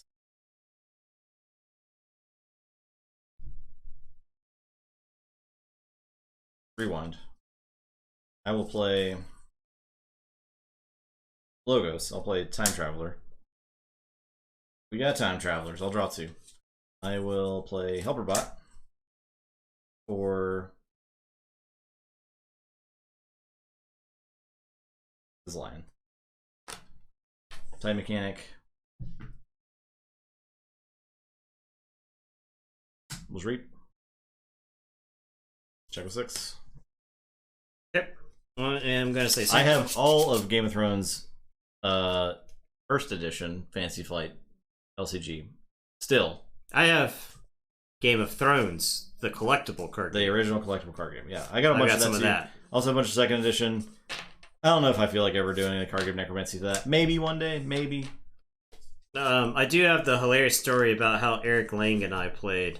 I played Eric Lang at Origins in like 20. It was like 2004 or 5, yeah. And we were playing, and I'm gonna play Radiant Truth, which will stun Helperbot and Time Traveler. And he has like this incredible opening, and he like hits me with Put to the Sword and hits me with Put to the Torch, He felt bad because he was like, "Oh man, I had a really insane opening." If you want to because he was like gunslinging, it was like if you beat him, you got like a card. I was like, "No, let's play it out." I think it's fine. And I come back and I win the game. And I wanted to be like, "That's right, Eric Lang. Don't you try to nice guy me and try to say, oh, I feel bad that I'm winning." But yeah, it was really funny because I ended up winning the game. I felt so much power when that happened. I am going to Golden Aura the Marbo Swarm to kill Lion Baltram. And it is your turn. You'll forge for 5. I will draw 4. Right. This. Ortanu's binding my time travel. Oh. And you're gonna exhume him? Maybe. I'm just gonna exhume. Just go ahead and exhume. I'm gonna play. Yeah, I'm gonna play the other card that isn't exhume. Zerk and discard Warden the Redeemed. Yep. And Schuler. Yep. And Hecatomb. Okay. And destroy each disc creature. And then exhume time. Yeah, play exhume. Okay. Alright. So it's time traveler. Alright. Got 2. I'll play Ortanu the Chain. Okay. I'm done. Check again. I will say Untamed. I'm gonna play Quicksand. Destroy the most powerful creature controlled by each player who does not control a ready Untamed creature. I'm gonna play another Marmo Swarm. Very good. Very cool. And then I am going to Nepenthe back the Quicksand and play Quicksand so that you'll stop forging keys for 5, you maniac. And then I think the only way I win the game is I reap a bunch here. Because I'm far behind. And it's your turn. I'll draw 2. Say logos after I forge. Say play Archimedes. Play Jargogol card. I'll play Lab Work. For a card. Once done. I'll just read Traveler. I could get cute and shuffle them or put them in the archive, but what's being cute ever got me? I will forge. Alright. I wish this deck could do anything. Here's 4 Plague Rats. I don't know what happens. I think most of my stuff dies. Plague Rats 1. Plague Rats 2. I think it kills everything, right? Because this one does 1. This one does 2, so that's 3. This one does 3, so that's 6. This one does 4, so that's 10. So that's more than enough to kill all these idiots. Yeah. Alright. And it's your turn. I'll draw 4. Play this. Play Anguish and Ortanu's Binding. Oh my god, the combo! Yes. Your turn. That rat, I'd show that guy what is up. But I'll say Shadows. I'll play Knuckles Bolton in the Gamgee, and then I'll reap with a bunch of rats.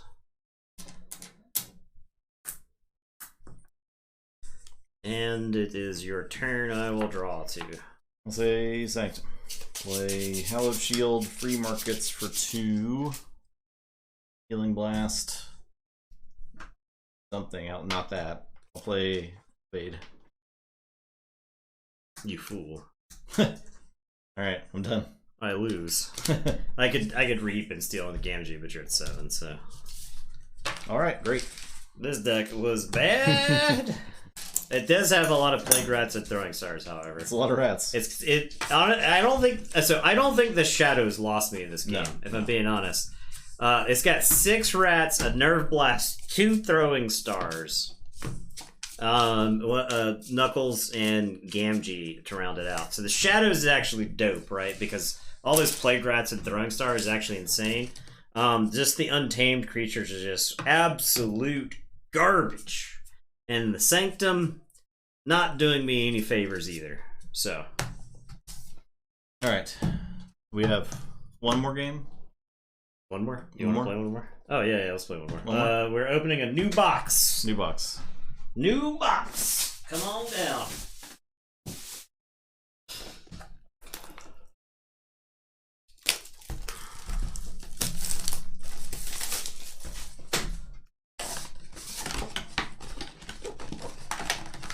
Fresh box.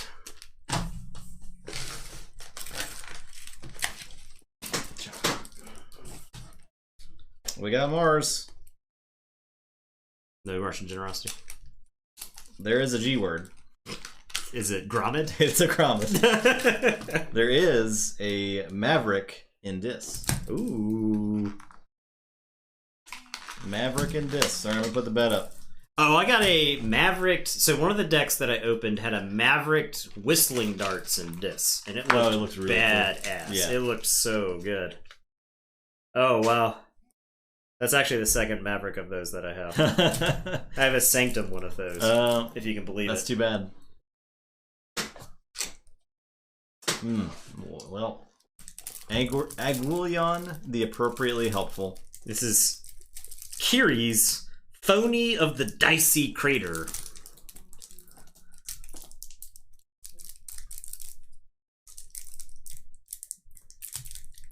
Maybe I can get in here. I can't, this is embarrassing.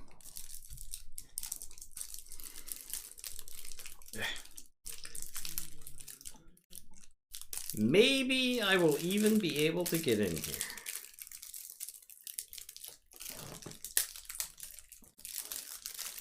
You all ready to dice mine out of that crater? Oh, this is a I professional. had a lot of fun with Dice Miner. I know Sean hated it, but I think he had a bad experience. Bad first experience with Dice Miner. Well, I had an insane gym draw. Literally no one contested me on the gyms. Yeah.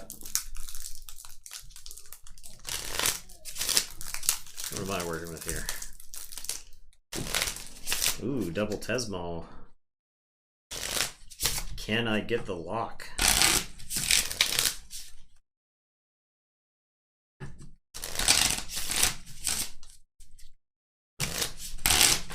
The brainstem honestly makes me wonder if there's like a brainstem Tesmal deck.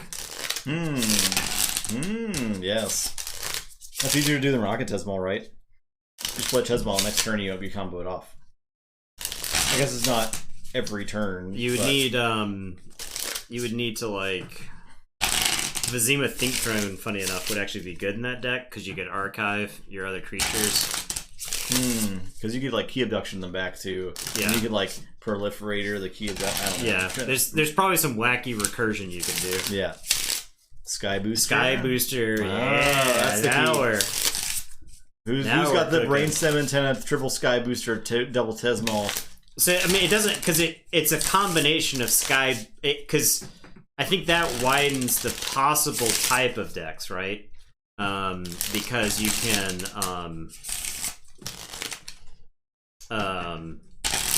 you don't. It's not guaranteed Sky Booster, right?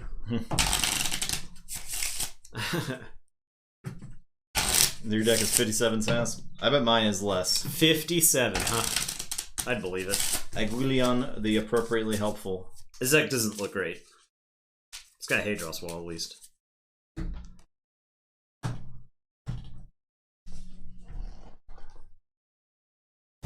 It's within error range. I'll pay attention to this, I swear. Okay.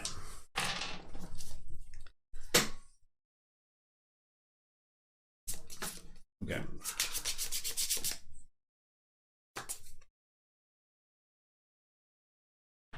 Go ahead. That was first. Yeah. You weren't paying attention. I was paying attention. I will play Sloppy Lab Work. Hey. I will archive a card. Show the little decency. And discard. Other people got to use this lab. Mindworm. Your turn. Alright, gonna say Dis. Gonna play Lash. Gonna Banish. Gonna play Tesmal. And it's your turn. I'll draw.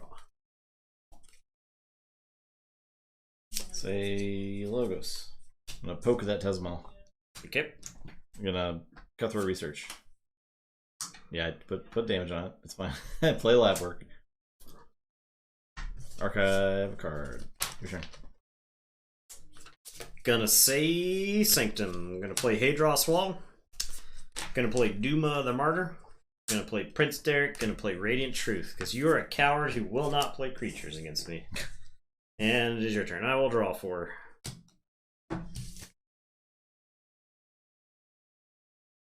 Play Logos. Play Chaos Portal. Play Igor. Discard Grombid and Spider. Play Titan Library. Your turn. Grombid and Spider.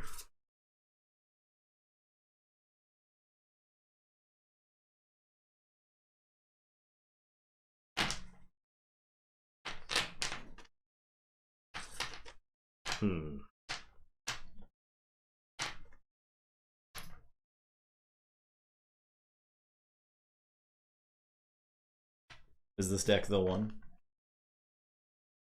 Longshanks. There can be only one. Shadowpolis Archives. Brainstem Antenna. Triple Sky Booster. Triple interdimensional graph. Tesmal. Oh my god. It's got Archimedes! If you have a way to kill your own Mars creatures, you can archive them for the next turn. That's bananas. Triple Sky Booster. Soul Snatcher, so you can kill them. See, yeah, you're actually like encouraged to Archimedes Soul Snatcher them to death. Huh. And then you can play the Pit Lord so that you lose. That's bananas. But you can exhume the Tesmal. And you got a helper bot, so you could like Tesmal the play like the Tesmal during a Logos turn. Yeah. And a Hypno Beam, so you can take your opponent's Tesmal. Wowie. And combo off. There's 14. And like I said, you wouldn't need triple Sky Booster, right? Like Sky Booster plus Proliferator, you know, something else. I'm gonna say Dis. I'm gonna Reap with Tesmal and say that you can't say Dis. I will play a Gub and then another Tesmal, and then I'll flash Broken Dreams for good measure. And it is your turn. I will draw 2. Alright, so Logos. I'll play Cutthroat Research. And Fetch Drones. And Chaos Portal. And say Dis. Which goes back on top. Reveal it. Okay. If it's of the house, play it. Oh. I will. You own that one? Ah. Guess I'll just fight Gub. Okay. So that maybe I can one day get to Tesmals. I'm done. Well, I know to say Mars with a Tesmal because you just drew Destroy Them All. Okay, I'll say Dis. I'll play a Gub. And then I will Reap with both Tesmals, and I'll say Dis and Mars. So you cannot say Dis or Mars. And it is your turn. I will draw 1. Say Logos.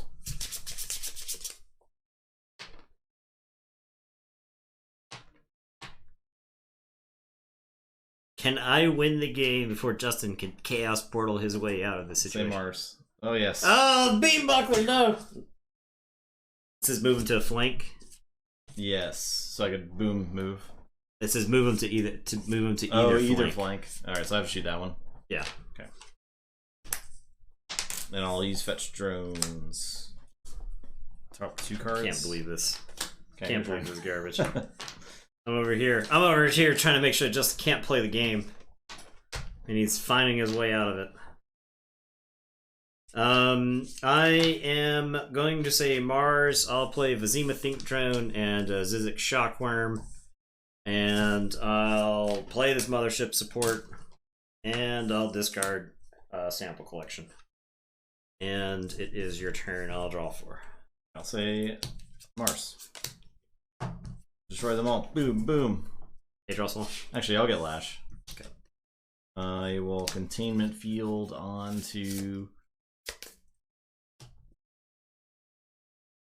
Derek. Play Mars for Mind Warper. Play Mars needs Amber. And I'll fight the Shockworm.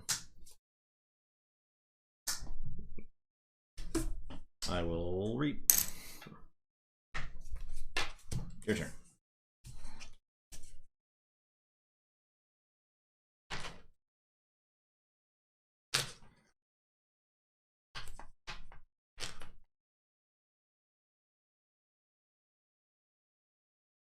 He's stunned. I forge.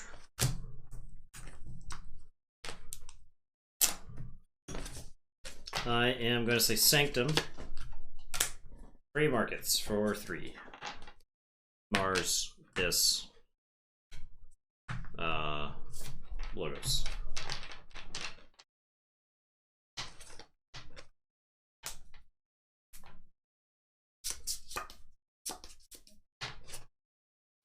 Prince Derek is going to fight the Mind Warper and die. And then Duma's going to fight the Mind Warper. You won't be warping any minds over here. I'll play Lion Baltram. And then I'll Healing Blast a bunch. You guys weren't big enough for me to... Oh, wait. You are. No. No. Not if I want to get rid of it. Okay, it's your turn. I'll draw 4. I'll say Mars. I'll key Abduction. Play Beam Buckler. I'll shoot Gub. I'll play That would have been such a cool play if the Adros wall was in a play. Maybe I should have blown that up. Oh my god. This is the weirdest draw order. I will say Mars. So I've got all these Martians now.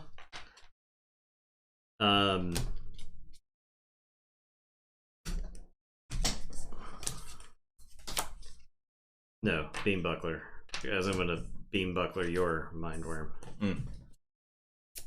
Gub's not dead. Gub's got wall. The wall's making veteran Keyforge players make all kinds of math errors. I am gonna play Agent Human and Shockworm and Bazima Think Drone. And it's your turn. Yeah. Walls.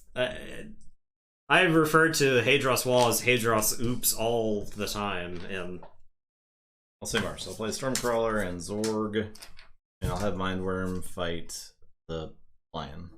Okay, so actually, I'll have Mindworm fight.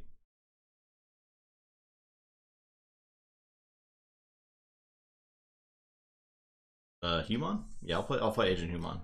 Okay. So they'll kill Shockworm and do damage to Lion. It's +4 power. +2 power. Did Mindworm not die? Did it die? Did you kill it? Did Martyr not die? No. Okay. When you were going to attack Baltram, Martyr was going to die. Last round? Yeah, you played another Mindworm. Maybe I didn't. Oh, yeah, so I Beam Buckler. You Beam Buckler. Oh, okay. yeah. You Beam Buckler. Alright, well. Because I just opted to destroy them all, since the Beam Buckler would kill it.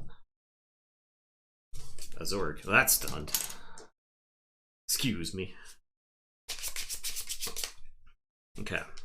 I'm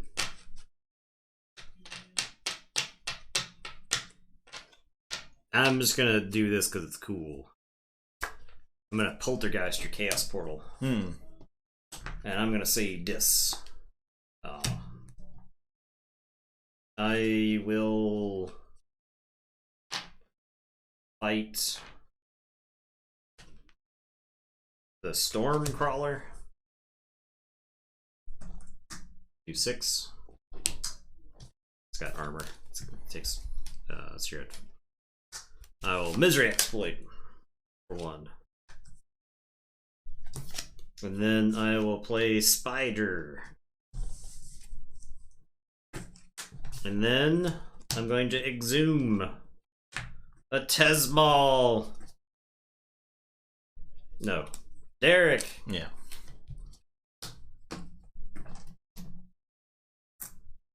It's a ward. I'll say check with infinity, and it's your turn. Okay, I'll say this. Finally, after 100 years. Play Anguish, play Vizima Think Drone, play Gov. Oh, play yeah, show it off. Play show, not finish it. the pink Think Drone. Vizima Pink Drone. It's kind of cool looking. Vizima Pink Drone. Obviously, the green doesn't come in great, but it's pretty useless. What a maverick. Love to see it. It is cool, though. Oh, and the Ears of Dead. Okay. My turn. Yep. I'll forge. Well, whatever we do, we just gotta make sure the English dies. I am going to say...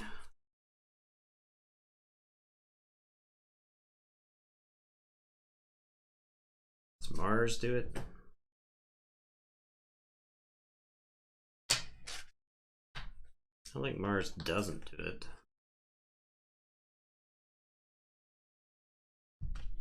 Sanctum do it? Derek can beat up Anguish. I think I go with Mars here. I'll play Mother Gun. I'll play my own Mindworm. Tixel Beambuckler is gonna go beat up Anguish. Take 5.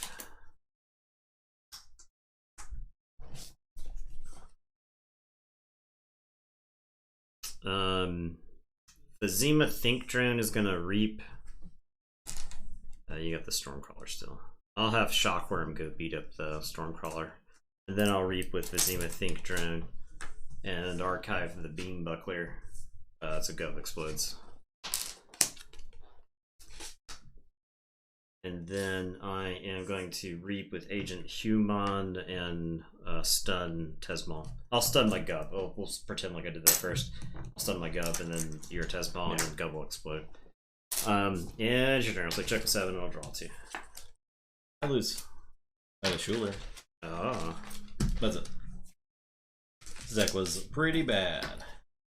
This deck wasn't awful. I would play this deck in a sealed. Yeah. And not feel awful about it.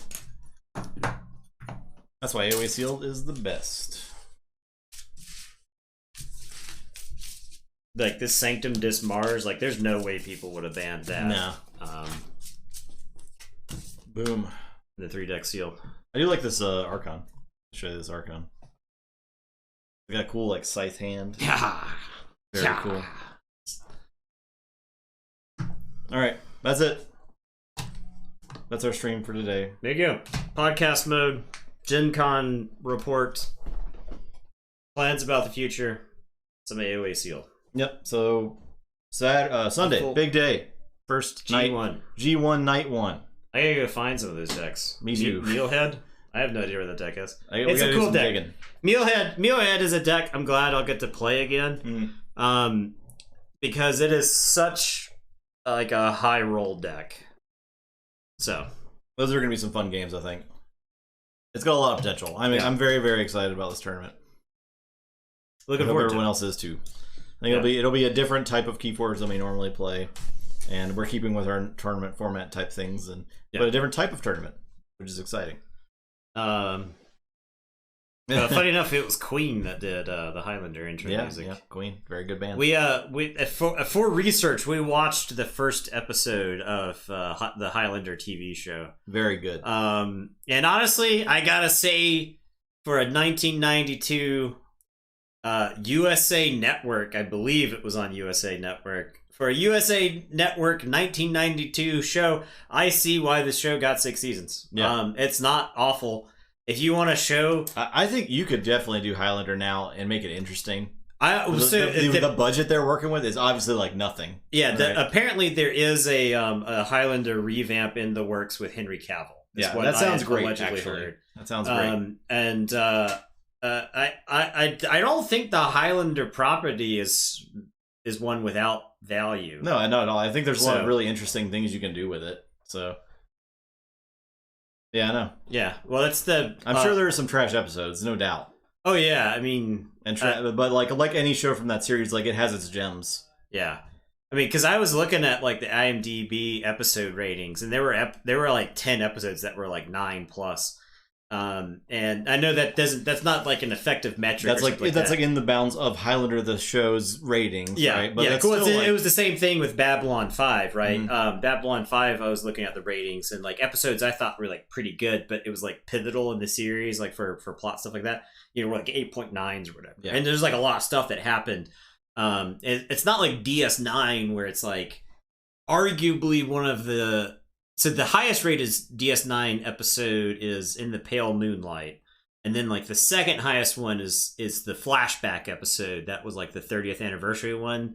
That's called I think it's called The Trouble with Tribbles or something like that. Or no, Trials and Tribulations. And it's where they went back and they basically they travel in time to the original show and do some stuff. That's like the second highest rated one.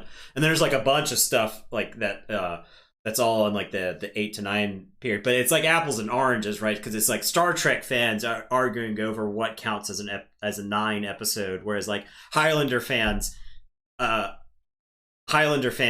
are like, this episode's a 9. So I don't know. I have there's like a long term. I want to say I had latent memories, like they came flashing back to me of long term spoilers about the show. And it involved characters. Richie. Yeah. Well, so one of our friends was a Highlander lore master. Yeah, it turns out, like, well, two of them were, because we were talking about the show, and they were like, "Oh, Highlander show," and because we started watching the first episode, and the one dude's just like spouting off random stuff about the show. I've seen the series 6 times all the way through. So. Yeah, and I was like, "What? Like, where were you when I was trying to prep for the card game?" So yeah. I think the Babylon 5 card game. I know one of our friends really wanted to play it with us. But I think it's multiplayer. Yeah. So here's the thing about the Babylon 5 card game.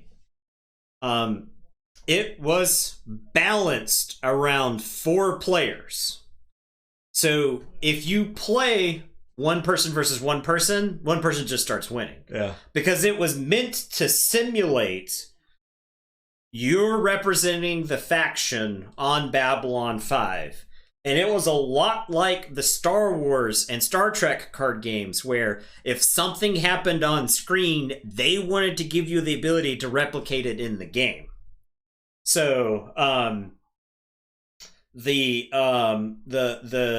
game is effectively a board game. It's a game that honestly would have benefited from the LCG format, or just being a board game to begin with, like with some expansions and stuff like that. That I think is where the game really would have shined. I only have like 1 deck of cards. I think I've got another friend. We have a mutual friend who has some other decks and was like looking forward to playing the game, and then COVID happened. But the Babylon 5 card game is on. There's an asterisk next to it for card game necromancy, in that there's a lot of problems we've got to solve before we could ever get the game on stream. Just because the game doesn't fit into the format of stream that we have. As much as I would love to sit down and discuss the Babylon 5 card game has a wacky, you pick your starting hand.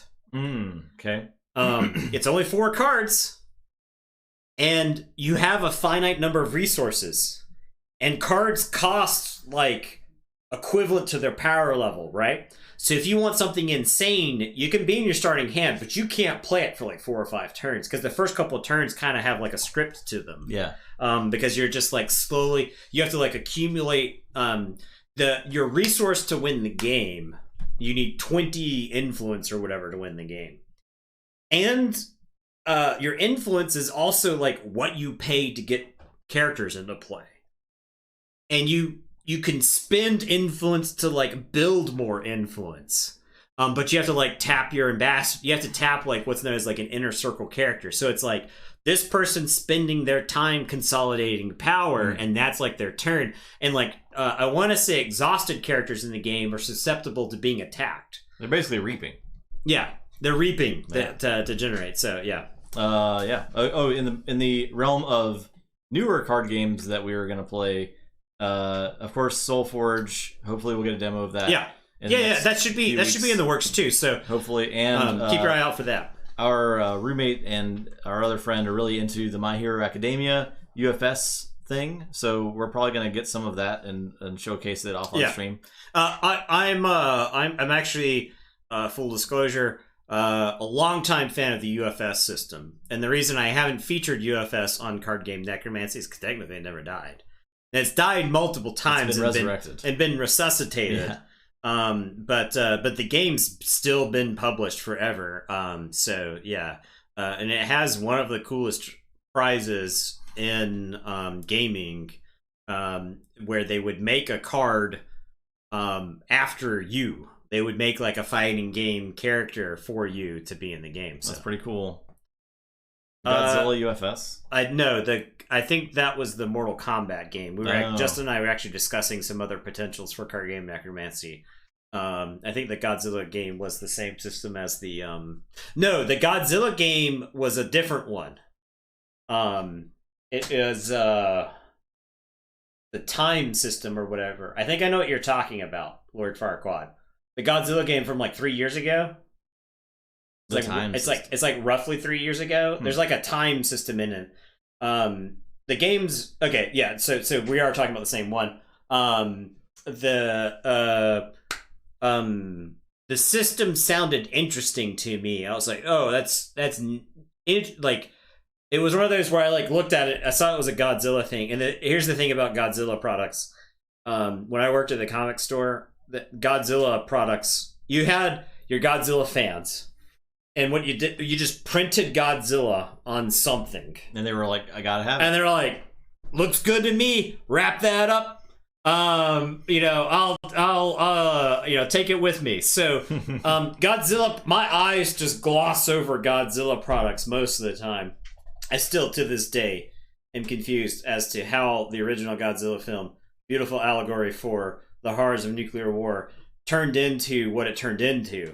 It's one of those where like the copy of the copy, and I know there's like a ton of Godzilla lore, and there's stuff like that. Like I watched Mothra, and so I enjoy those. When I was much younger, I really enjoyed those films, but like the original Godzilla is poignant when you get past like the silly rubber outfit and stuff like that. And then you have like this whole Godzilla mythos, and like that's like the thing, I guess, the American version. Whenever Americans try to make Godzilla, they're like, that's a monster movie, whereas like the Japanese people are like, yeah, we had nuclear weapons used on us.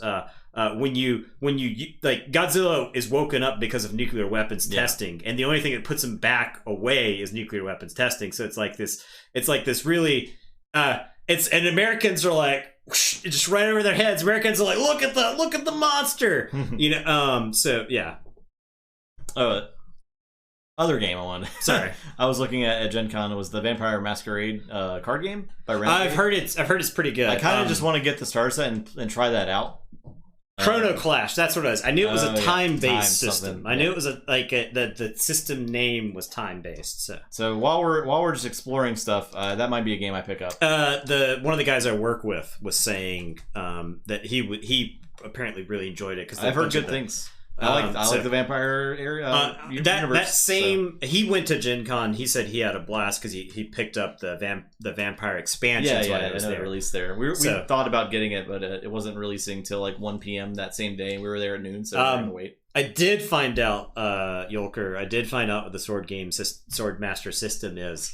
But we will save the full Sword Master explanation for Card Game Necromancy. So next week on. Yeah, the Highlander one, I cannot promise that all of the Card Game Necromancies are going to live up to the Highlander one. I have put some extra effort into trying to get this Highlander one ready. So the Vampire card game now? Yeah, I think it's out. I think their first set was out for a while back, but there was like an expansion that came out. My coworker has the Wheel of Time The card. Wheel of Time card game is definitely something we should check out. And so I may be able to borrow that from him to play. Yeah.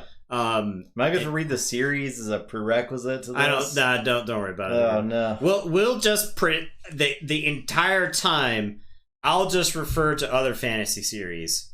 I'm sure that won't. We'll get the Robert Jordan fans. We'll not copy pasta in our mentions. We'll get a brand new copy pasta on the Wheel of Time. Who wrote this book? Brandon Sanderson. Yeah. Wait, he didn't he? Yeah, he finished it. He finished it. Yeah. No.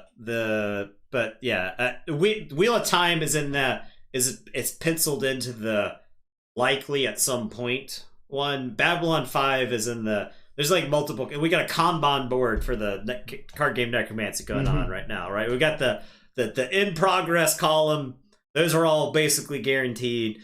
We got the would be nice, have a chance to in this column. Like the wish list. And then we got like the wish list. So my wish list is X-Files.